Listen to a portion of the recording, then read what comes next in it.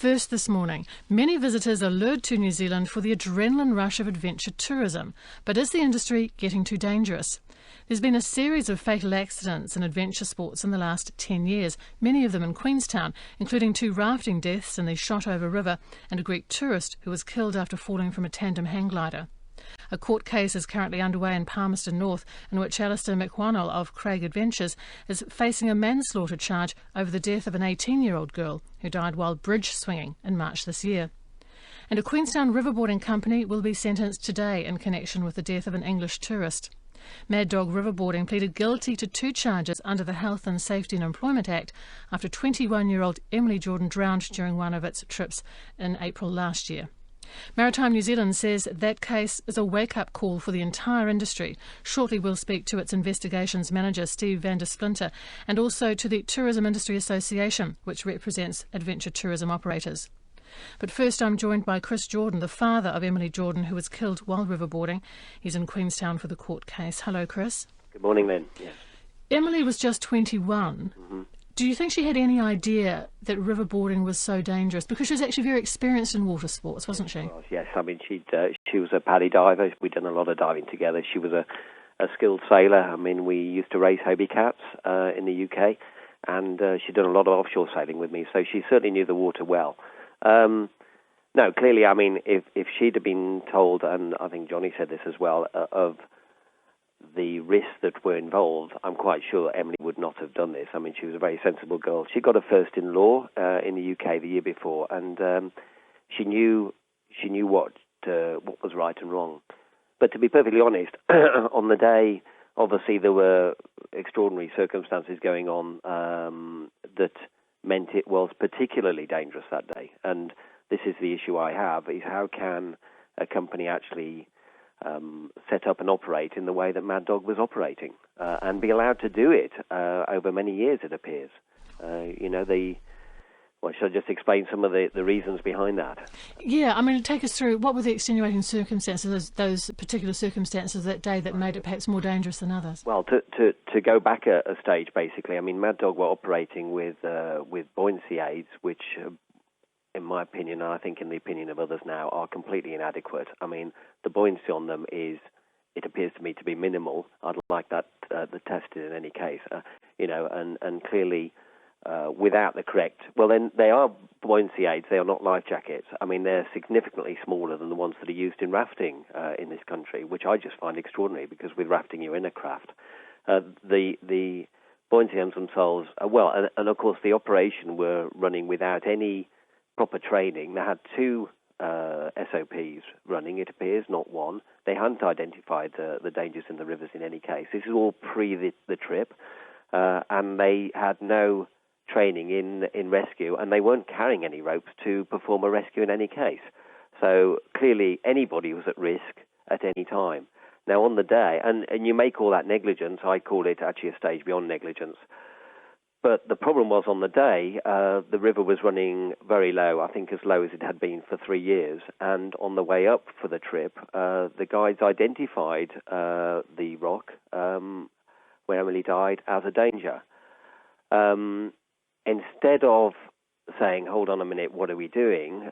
They put together a plan themselves to go to the right of the rock, which was a plan made on the fly in the bus. Between themselves, they told the participants what was going. They hadn't tested the plan, as far as I can see, and then they put them in the water. And of the 10 participants, 4 went the wrong way. Johnny and another girl were physically pushed to the right. The back guide was actually attending to an American girl who also had to be pushed to the right, and I don't think they even knew Emily wasn't there anymore. So where do you stop? They were operating in a dangerous fashion in any case, and obviously the extraordinary circumstances were absolutely reckless as far as I'm concerned. It just should not have happened.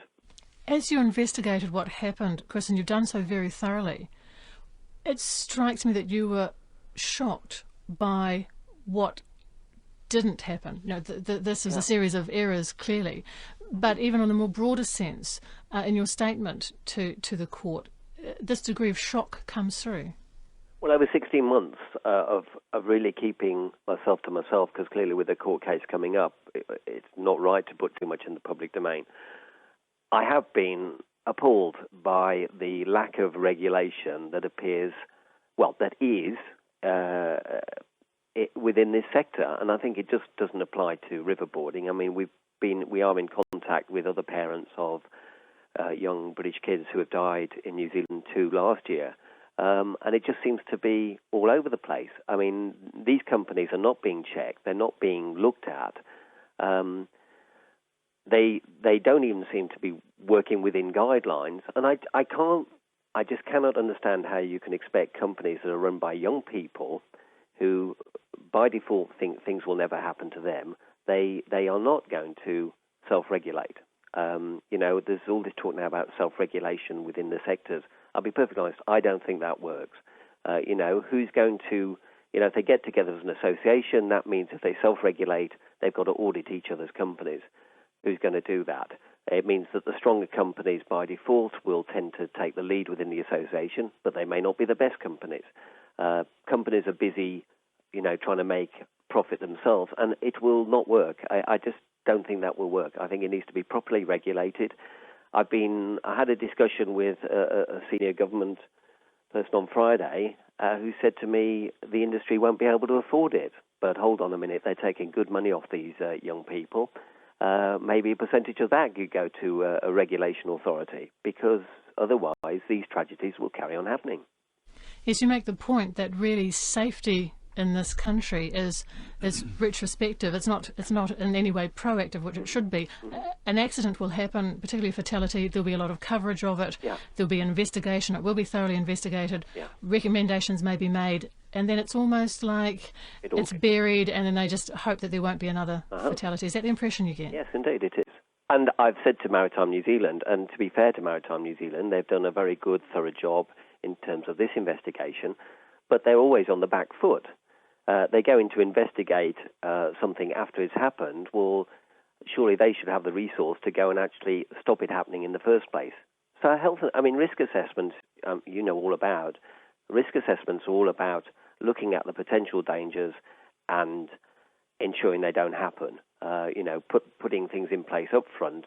So it's a proactive system. But I'm afraid it all seems to be reactive. Can I just read you out something that was said?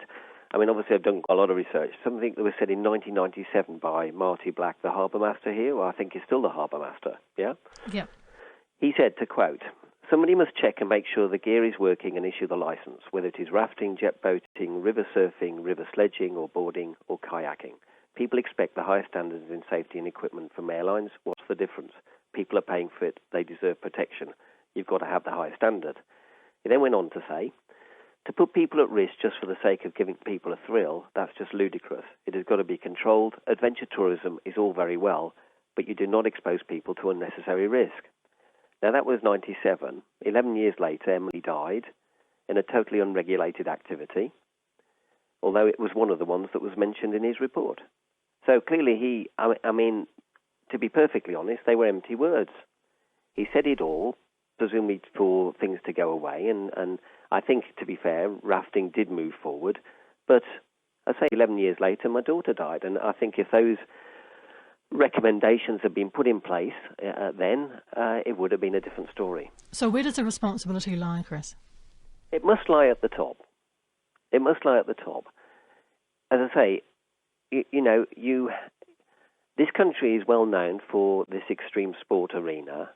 I have views on it, I think, but if it's going to attract these young people who are paying good money, they must expect a level of safety that they would expect anywhere else in the Western world. I said yesterday, a lot of these young people have been backpacking in the third world. They come to New Zealand, they let their guard down, as they should, shouldn't they? And they do not. They clearly don't expect to be taking high levels of risk, doing activities that they've signed up for to have fun. It's not acceptable. And I say the money is there. Lots of people say, "Oh, small country, we can't afford regulation." But as I say again, if it's such a big part of New Zealand, the New Zealand economy, the money must be made available, and it is there, to be perfectly honest. So as I say, and I think it will attract individuals if they know they're safe. I mean, there will be a lot of fallout from this, I'm quite sure. Now, I don't want that. I'm not here to be a vindictive father, I'm not anti-New Zealand. We met a lot of good people here, but by default, when people hear and they think it's dangerous, they won't go and do it, will they? So it works against the industry in the longer term. It doesn't work for it. Are you satisfied with the legal action that's been taken against Mad Dog Riverboarding?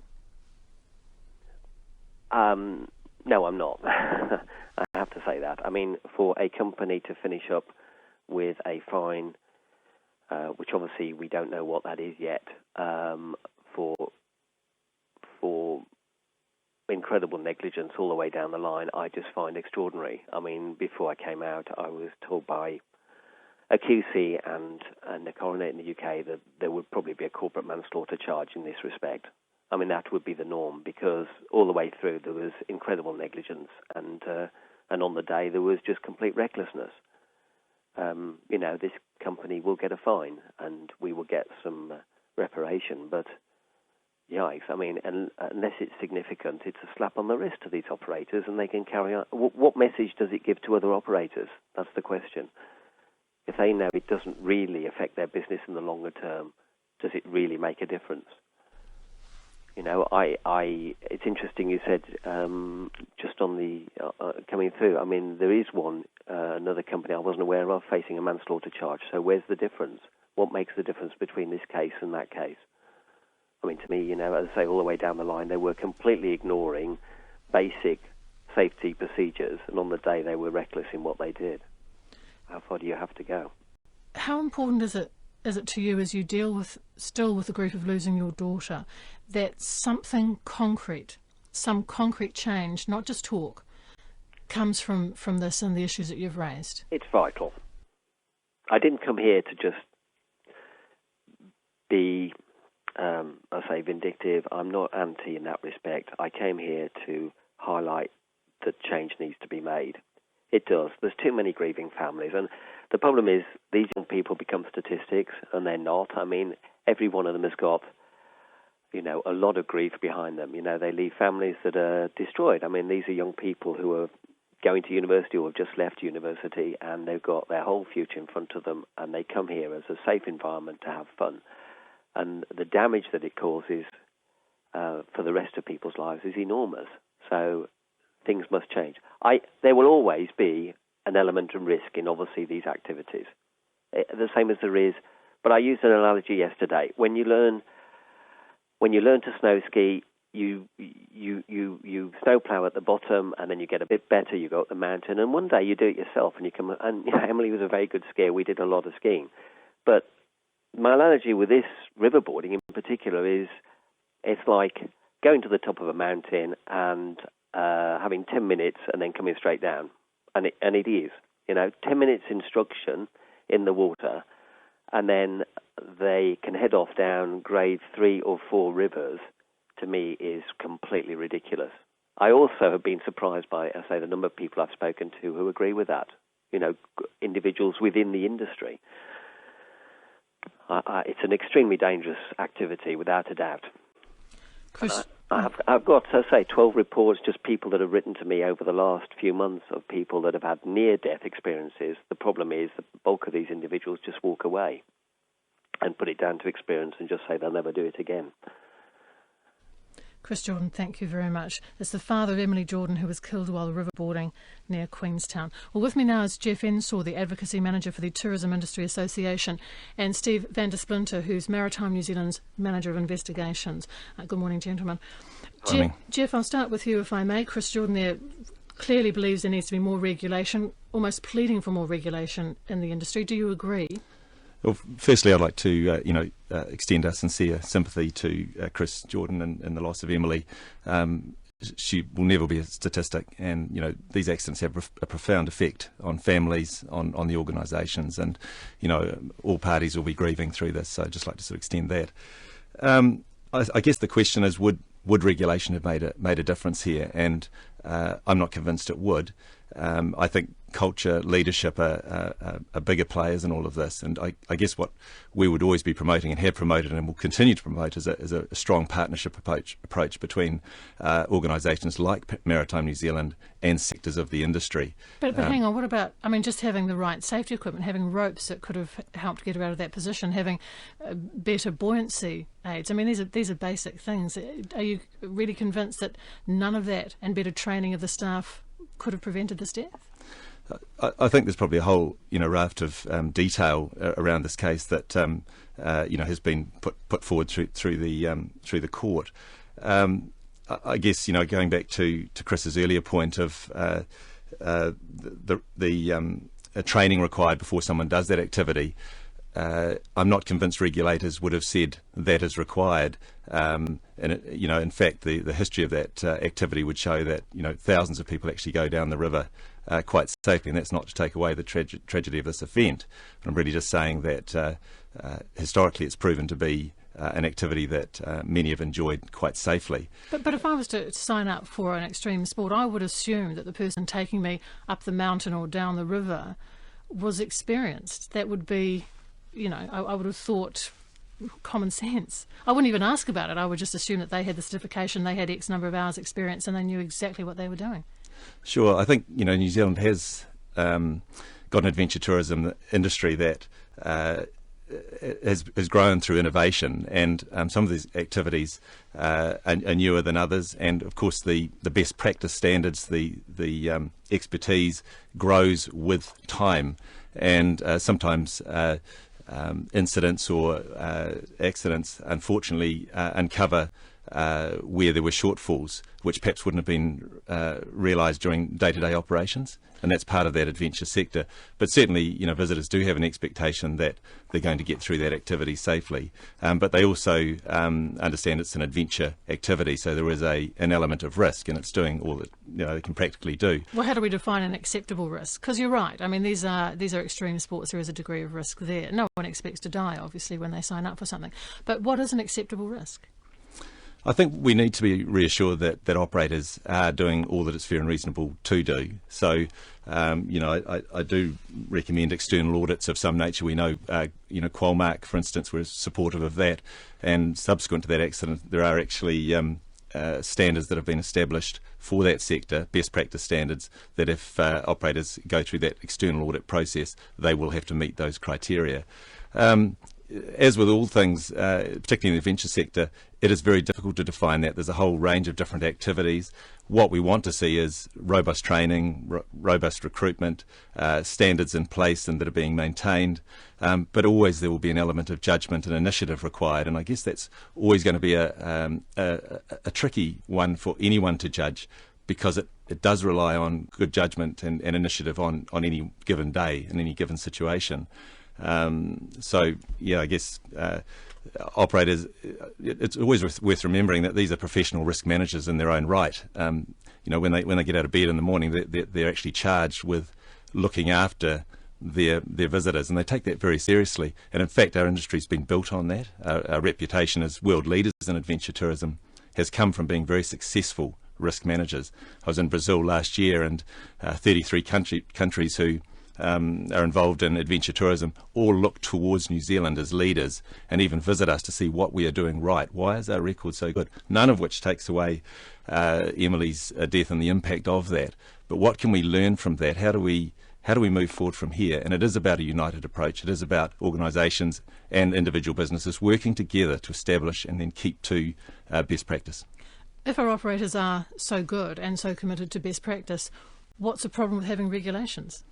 Well, again, it comes down to, would regulation make the difference? If you look at the tourist flight operators sector, for instance, and again, this gets into that difficulty of defining adventure tourism, but if you look at that as a sector, people flying in small aircraft or helicopters around the mountains, a heavily regulated industry through the Civil Aviation Authority, as a group of operators, they felt that they needed to establish above the minimum standards. They said that's just a sort of the regulations are not going to be enough for us. We want to establish best practice based on what we know best. We're the operators out there. We know where the risks are inherently there. So I guess I'm saying that in the end, these are professional risk managers. They do know their operations very well.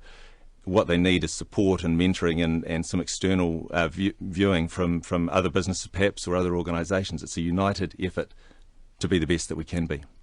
Steve van der Splinter from Maritime New Zealand, I'll bring you in here. You describe this as a wake-up call for tourism operators, but is anything going to change? Because what Chris Jordan has identified is that conversations are held after particularly fatal accidents, but nothing substantial seems to change. Firstly, Lynn, I'd like to reiterate that Emily's death is an absolute tragedy, and our condolences go to Chris Jordan and his family. I think things will change, and the detailed results of the investigation have already been outlined in your earlier conversations. The health and safety laws of this country are designed to regulate these sort of industries, and 99% of the industries in that adventurous sector are operating to the best possible standards. Those that fall below that standard, like this particular company has on this occasion, will be dealt with by ourselves. Well, that kind of fits in with what Chris was saying, that here things seem to be reactive rather than proactive. That's a poignant criticism from a man who's lost his daughter. I agree, and Chris makes an excellent point, and the Maritime New Zealand does have a lot of proactive programs, including education, developing of regulation, developing of guidelines, auditing of these companies. But in this particular case, we are dealing with a reactive situation, and what we can only hope, and I'm sure what Chris hopes, is that the learnings that we get from this particular investigation should be applied right across the board to all adventure sports, particularly whitewater sports in this case, to try and improve and clear up the types of inadequacies that have happened in this particular case. Are you a supporter of more regulation, or do you believe that voluntary codes are the way to go, even if some companies fall through the cracks and don't meet the standards? I think it's a mixture. I think that there are regulations in this country under the Health and Safety Act which clearly put the obligation on the operator to run their operation at the best possible standard and the highest standards, and I believe that most of them are doing that. Regulation is a tool. It is being brought in for the rafting industry. We have got guidelines for the kayaking industry, and we may well bring in guidelines for the riverboarding industry, and they are all tools which assist. But essentially, the regulation is there under the health and safety laws, and that's what this particular case has been brought under. Chris Jordan makes a case that it's just too easy for people to start up companies in adventure and extreme sports. Does Maritime New Zealand agree with that, given so many of these extreme sports are water-related? I think Chris has a point in that it appears to be easy. I think there is quite a lot of background information that goes into these companies before they can start up. It's not quite as portrayed. They have to go through various authorities, resource consents, Department of Conservation, applications. It's not a cowboy-type operation where you just put your plaque up and start taking people down these rivers at a whim. But what about actual knowledge and experience in the water sport that's being promoted? I mean, do they have to have done X number of hours in that water sport? Do they have to be experts in their field? I can't tell you what the actual provisions are for waterboarding, riverboarding in this particular case, but it's something that the local councils, the harbour masters, the authorities take into account with their safe operating plan. They must have experienced guides. They must have people who are involved in the sport.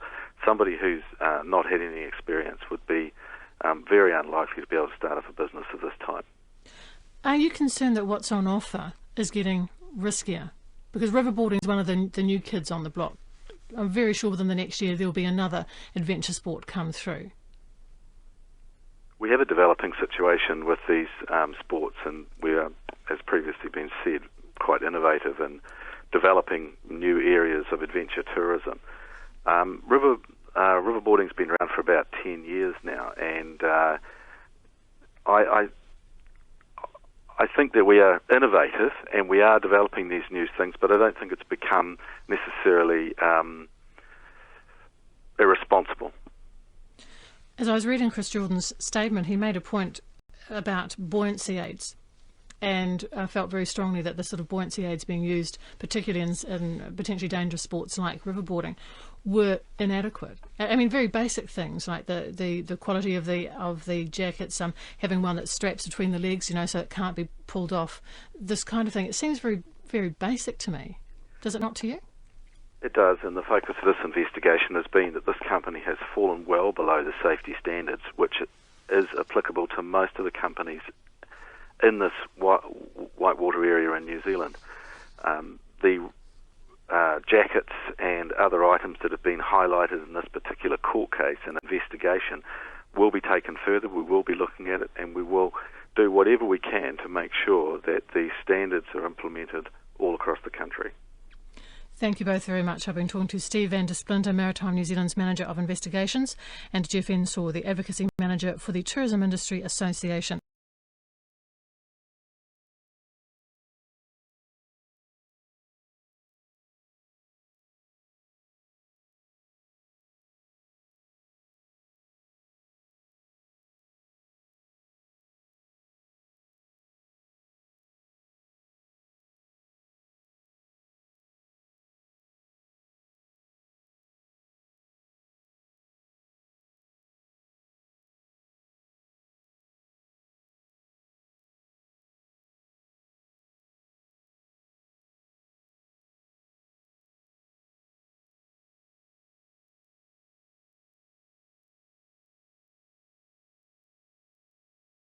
I've got to jump in here. There's been a latest news flash from the Prime Minister there, where about 100 people on or around White Island when the explosion happened. Some of those people are still unaccounted for. Kia ora, I'm Emile Donovan, and today on The Detail, we're the adventure capital of the world, making the most of our natural assets to give visitors a thrill. But Mother Nature is temperamental. It's hot water, and it's hot water that's trapped as liquid, and then it expands to steam suddenly. So there's a huge amount of energy that is in water, and that's the hard thing for us to actually see what is going on prior to it happening. It's nearly a year since Whakaari White Island erupted, with 47 people stranded on the island, killing 22. And the Prime Minister was pretty unequivocal after the event that there would be close scrutiny of the sector. Regardless of the shape of it or the title in which it will be given, there will be questions that have to be answered. So regardless of what form that takes, information obviously needs to be put into the public domain to answer the questions that are being asked. So what's the state of adventure tourism in New Zealand now? Has anything actually changed? Does anything really need to change? And how safe can you realistically make an activity when its main selling point is, danger? The starting point for this is probably actually establishing what we are talking about, what adventure tourism actually is. Here's Stuff.co.nz's Christchurch Business Bureau Chief, Amanda Kropp. It covers things like mountaineering, some of the canyoning trips, caving, even things involving vehicles, maybe some of those quad side-by-side vehicles going over quite mountainous terrain, all that sort of thing. Wow, man. Insane. On a dime, so fast, so aggressive. It was closing in so quick, and I think I was instantly shocked at how close he was positioning the boat to the rocks. Okay, are you ready to fly? Let's do it. So here we go. 3, 2, 1. Did you say that yesterday? Go!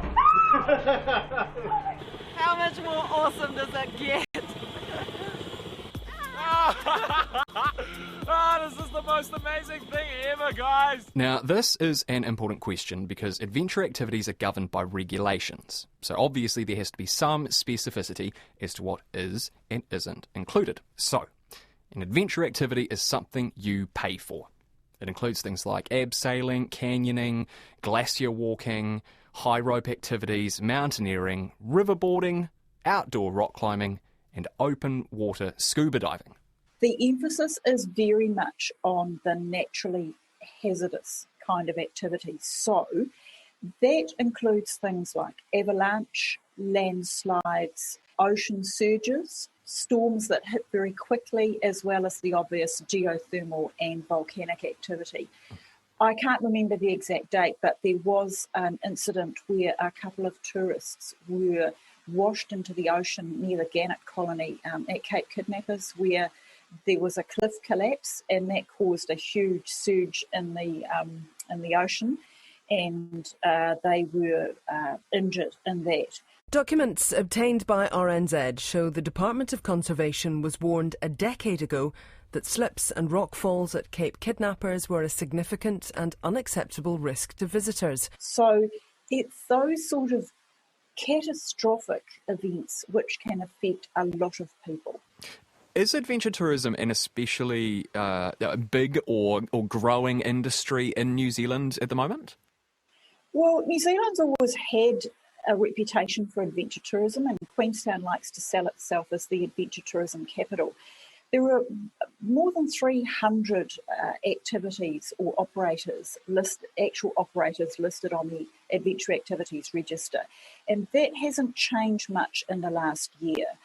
I think there's a few more than there were at the time that Whakaari occurred, but there's a huge range, and people like to have a go at things that maybe they have on their bucket list. So when they come to New Zealand, they might do bungee jumping or canyoning or caving or skydiving, all those sorts of things that they perhaps wouldn't normally do at home. And I think New Zealanders are the same when they go overseas. But it comes down to how those risks are managed and also how well those risks are communicated.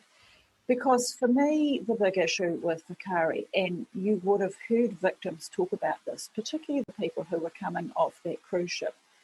Cruise ship goes into Tauranga, and this is one of the shore excursions that was on offer. I think that most of the 47 people on the island at the time of the eruption were off that vessel. And they, I don't think, really had any idea as to what they were walking into. I mean, they are told it's an active volcano, but I don't think they really knew what that meant. And the automatic assumption is this is being offered through an excursion company. It would have been checked, so it should be safe. The thing that I find a little concerning is that when you read the GNS website, it said that at the level of unrest that was there at the time, with it being at level 2, it meant the volcano may be entering a period when eruptions was more likely. And it describes what happens when those eruptions can occur without warning. So it describes rocks being thrown like cannonballs onto walking tracks that could kill or severely injure someone that they hit. And there's the possibility of a collapse of the unstable walls of the main crater and the risk of exposure to acidic volcanic gases. Now, when you read that, you think, actually, do I really want to do this trip? So I think one of the interesting things about this review is what it's going to mean in terms of communicating that risk to people. The key word, I mean, the word that's doing a lot of lifting in that sentence is the word likely. It's a grey word, and it's entirely relative. And I suppose, in a sense, it places a great deal of responsibility on the prospective consumer to know what they are getting themselves into. Yeah, and that's the thing about volcanoes and geothermal activity. They are really unpredictable. Yes, you can monitor them, but sometimes they just occur. And we have been lucky in the past that some of these eruptions on Whakaari have occurred at night, and so people were not there.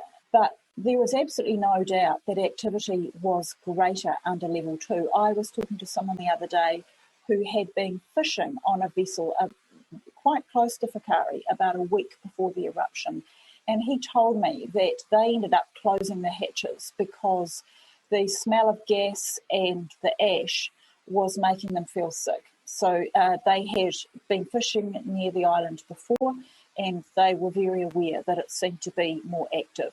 So I think things like that are a concern. And the other issue too is who makes the call when it comes to deciding whether to do these trips, because, there is a commercial imperative in all this. People are running businesses. One of my colleagues got a response from GNS, I think it was either last year or earlier this year, and it says quite clearly that GNS does not make recommendations about whether people can visit Whakaari White Island. It provides the information about the current situation on the island at the time, and it indicates when those circumstances have changed. It doesn't provide risk assessments for the tour operators. So you've got the whole question of how that information is being interpreted. So who is responsible for monitoring and regulating this sector at present? So there's the Adventure Activity Register, and that lays out the sorts of operations that should be on that register. And they have to do a safety management audit, and that audit looks at all the safety issues they should be covering.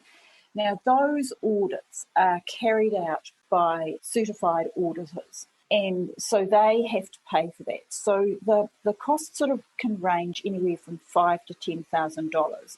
That certification lasts for 3 years, but in the intervening years, there can be surveillance visits by the auditors. Sometimes that's just a paper check, but if there are any concerns, they may visit in person. So, to summarise, say you own a business which makes money taking people on walking glacier tours. Before you open up, you have to register yourself as an adventure tourism operator and agree to a safety audit. The audit costs $5,000 to $10,000, and if you pass, it basically licenses you to operate for the next 3 years. But Amanda Kropp reckons there are potential loopholes in that system. There are certainly some issues around the way that is being administered, and it has been suggested to me that maybe one of the answers is to have WorkSafe either take over that work. So, because you've got a contractual relationship between the operator and the auditor, so the operator has to pay the auditor. And it is conceivable that if an operator doesn't like the auditor they've got because they think they're too strict, they can go off and find another one and hope that maybe they won't be quite so strict. I'm not saying that necessarily happens, but there is that possibility. So the suggestion is that maybe WorkSafe should resource itself up and they should be the ones doing the auditing. Or WorkSafe could contract existing auditors to do that work, and the government would pay for it. Now, it's been suggested to me that cost could be anywhere between $3 and $4 million a year, but then you could still get the operators to contribute. One of the issues too is this whole question of the mystery shopper. So these audits are scheduled, and I spoke to an auditor who told me that, of course, when you turn up, they know you're coming, so they have on their most experienced guide and they have their most compliant clients. So you see them at their best. And he described a situation where he went along and did an audit, and the next day he sent a mystery shopper on the trip, and someone who had performed perfectly the day before was taking shortcuts that were unacceptable when the mystery shopper did the trip. So, that's one of the options, is whether there needs to be a bit more of that kind of activity. But it all comes at a cost. And the problem is that a lot of these adventure tourism companies are very small businesses. Quite often they're family operations, and they don't have a massive amount of money to spend on that sort of thing. So there's always going to be that tension between cost and safety. The tourism industry is warning that tightening rules around managing risks could hit the sector hard in the wake of the Whakaari White Island eruption. At least 2 tourism operators, White Island Tours and Volcanic Air Safaris, are among the 13 parties charged by WorkSafe. The eruption has also sparked a review by MBIE into regulations governing adventure activities that operate near natural hazards. Let's talk a bit about this review. What was this prompted by? Does this essentially come down to what happened at Whakaari?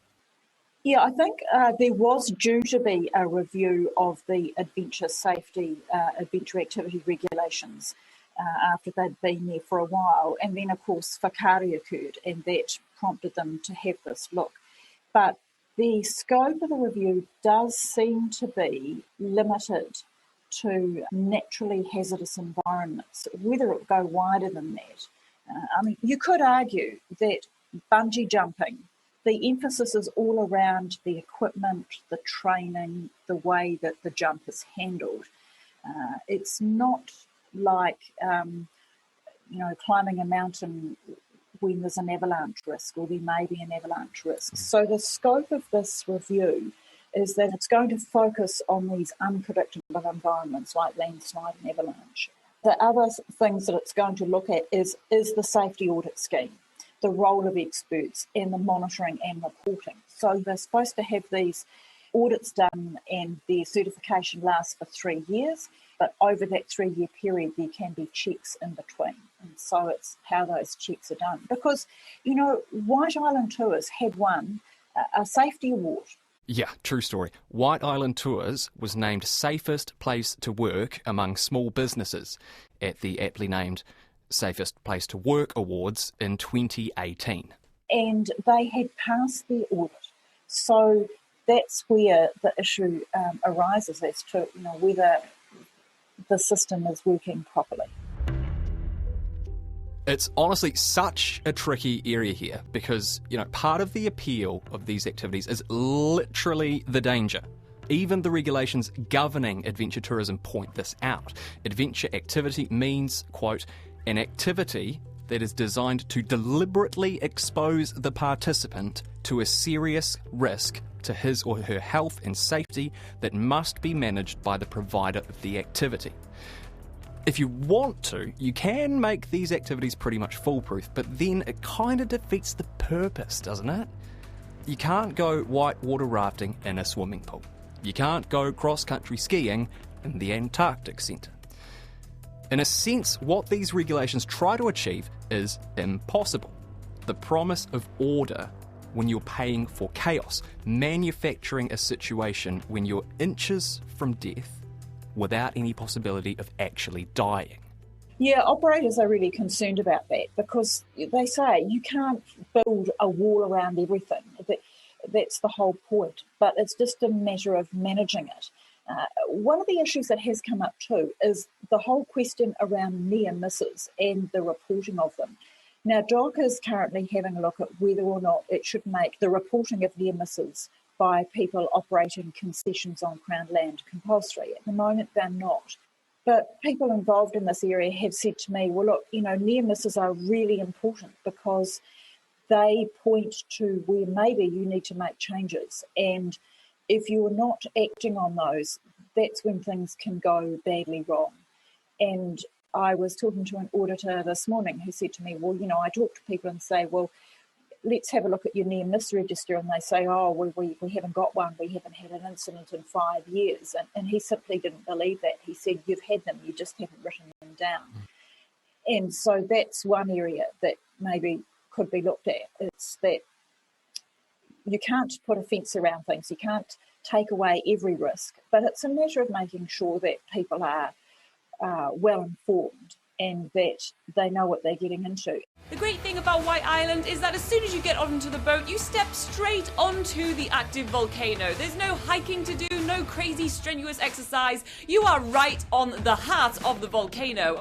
And one of the issues that certainly was raised about Whakaari White Island was about the sorts of people who were going there, whether maybe some of the people were either too young or too old, whether they were physically capable, because let's face it, if things go wrong, you might have to move very quickly. I had a look at the GNS website and it talks about what to do in an explosive eruption on Whakaari. And it says that people should immediately run towards the eastern end of the crater floor. and that if there are the swirling steam or ash clouds or there's poor visibility, they should take shelter behind large rocks and that sort of thing. So, if you've got young children who are going to be very frightened, those are things you have to think about. WorkSafe conducted a thorough investigation into the Whakaari eruption. Is it possible to summarise in brief the findings of that investigation? No, because they won't release it, because they have laid charges against 10 organisations and 3 individuals. So the contents of that report will remain under wraps until the case goes to court. So we really don't know exactly what they looked at. But there were 28 people involved in that inquiry, so it has been very wide-ranging. And the extent of the prosecutions is quite extensive. You've got tour operators, you've got the people who own the island, you've got GNS Science and the National Emergency Management Organisation. So you've got 2 government agencies that are in the gun in terms of charges as well. There is, and you've written about this, also an interesting subplot developing here about WorkSafe. Obviously, WorkSafe are tasked with making sure workplaces are safe. Whakaari demonstrably was not so, and one might think logically that WorkSafe itself had a case to answer here, but they are not among those charged. No, well, it's a bit of a weird situation where you have WorkSafe had actually visited White Island Tours a couple of weeks before the eruption, and they wouldn't talk to us about what that visit was about. But, that is their job. But on the other hand, they are the ones who are calling out other people involved in this process. So it's who's watching the watchdogs. And that is one of the issues where people have said, well, maybe we should have someone more independent to have a look at what happened here to see whether WorkSafe acted in the way that they should have. I mean, there's always been concerns about the resourcing and whether they have enough staff to keep on top of things, because, adventure activities is definitely not the only thing they're responsible for. They have a pretty wide remit, and it's whether they have enough staff to cover that. So there was a review in 2016 of adventure activities, and that certainly highlighted a few shortcomings, to put it mildly. So that identified almost 3,500 non-conformities with the WorkSafe safety standards for adventure tourism operations, and about 20% of those were major non-conformities. So they were things like issues with emergency preparedness plans, situations where the auditors found that the adventure tourism staff were not fully competent, and there were about 50 cases where there were major issues with companies failing to take all practical steps to keep the staff and tourists safe from significant hazards. So, I mean, people in the industry tell me that things have improved since then, but it's, sometimes I think maybe they could be tougher. That's it for today. I'm Emile Donovan. The Detail is brought to you by newsroom.co.nz and made possible by RNZ and NZ On Air. You can get us downloaded free to your mobile device every weekday from any podcast platform, and if you're using Apple, please leave us a rating so others can find us too. Adrian Holley engineered today's episode, which was produced by Alexia Russell, and thanks to Amanda Kropp. Mā te wā.